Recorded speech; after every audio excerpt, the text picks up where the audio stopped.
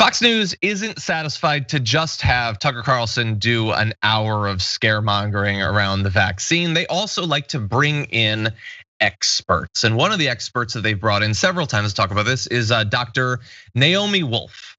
So Dr. Naomi Wolf has been on multiple times to say that Fauci's not qualified to talk about any of this and that you shouldn't get the vaccine.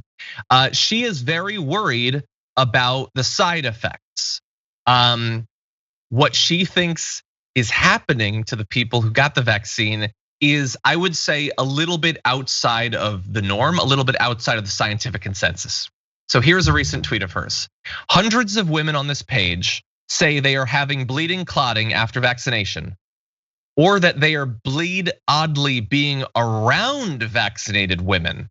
Unconfirmed, needs more investigation, but lots of reports. So she admits unconfirmed, needs more investigation, which presumably means having more people post at the Facebook site that she had linked to, which I swear to God, the group's name is All Vaccines Are Fake. That is the name of the group.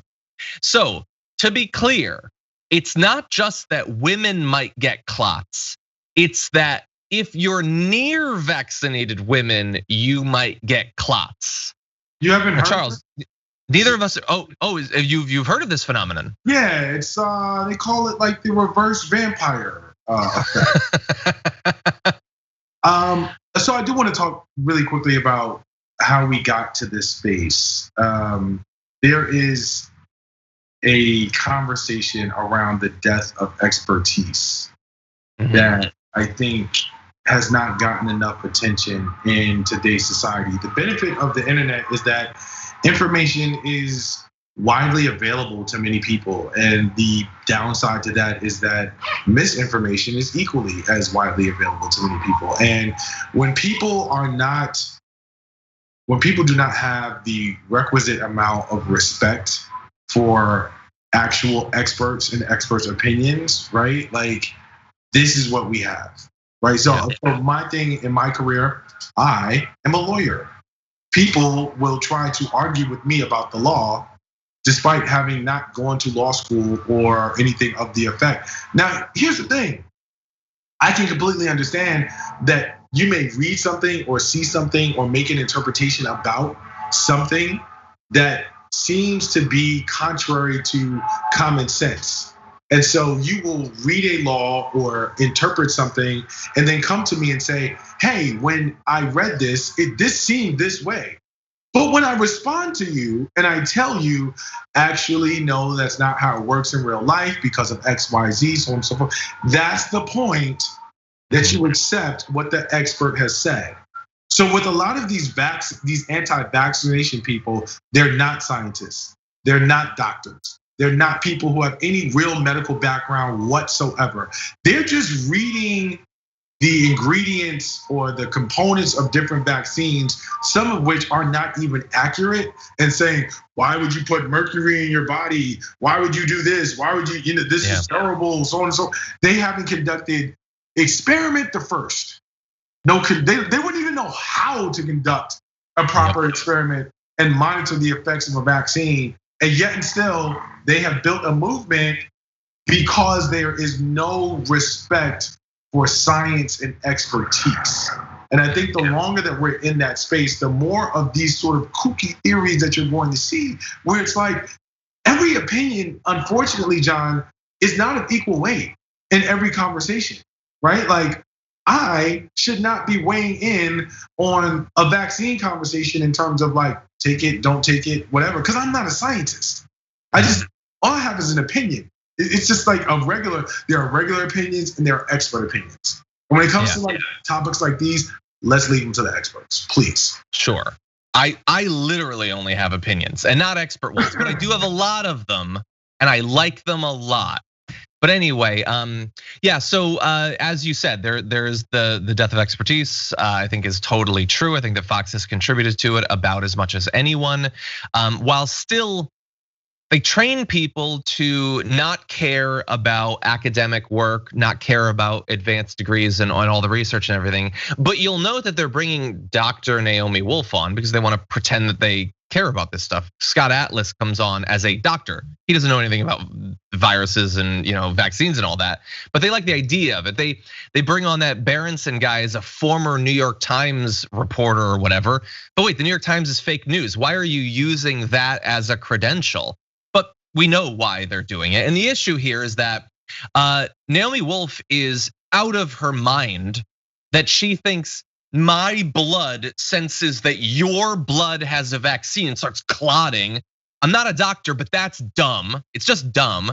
And a day after she posted that, they had her on Fox News primetime to talk about Anthony Fauci, about lockdowns. That's crazier than anything I've ever said. And she got brought on the news a day after. Not despite it, but because of it. To say that Fauci doesn't give us fact-based, science-based guidance.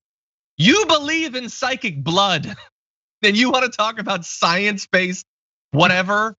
It's just absolute nonsense. But and again, we don't cover all the anti-vax stuff, but it's not just, it used to be, don't take the vaccine because it's got mercury and it'll have a side effect or whatever. Now it's Tucker Carlson saying, don't take the vaccine because it has side effects and also it doesn't work.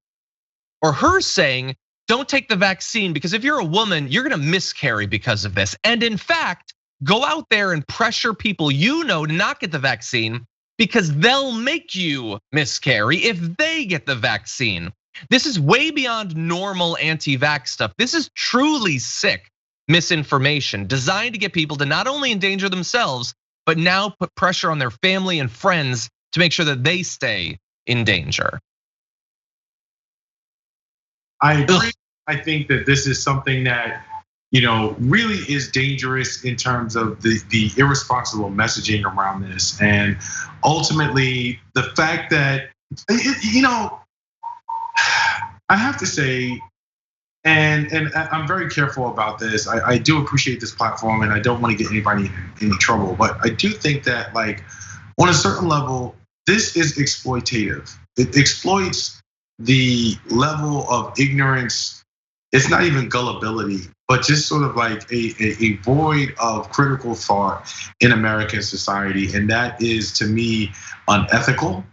And it rises to the level of being deeply problematic, because what we have to understand is that there is a very, very clear link between the disregard for facts, science, and expertise, and the ability to put forth crazy conspiracy theories and what happened on January 6th. And people don't sort of understand that. They don't understand that when you create an environment that is primed for these types of crazy theories and no respect for actual authority, whether it's expert authority or legal authority, processes, whether it's actually testing white papers, research, other things of that nature, or an election for that matter, that there are consequences because people listen to your words and they take them in and they have real, actual impact. And so while you and I may have a very reasoned and understanding conversation about it, where we can both sort of laugh and chuckle at the absolute absurdity of this, it's important that we keep in mind that there are people who are buying this hook, line, and sinker, and they're making decisions that are going to be harmful for themselves and other people around them. And when we have outlets, media outlets that have impact, like a Fox News, that's just unacceptable. Because the impact is really real. And if you ever underestimated what that impact can look like, look no further than what we saw in the Capitol in January 6th. I know that people may think that's a bit of a stretch, but is it though? Is it really a stretch to allow for kooky theories and QAnon folks and Jewish space lasers and everything else to be a part of the dialogue, and then wonder why certain people act on them? Why is that such a stretch? Because it isn't. I agree.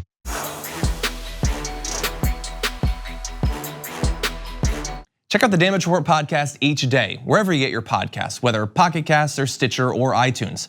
You can join me as I give you the news and stories you want, with a range of co-hosts and interview guests jumping in on the fun each day. Again, that's the Damage Report, wherever you get your podcasts. And if you get them at iTunes, don't forget to rate and review. Sometimes I'll read them live on the show.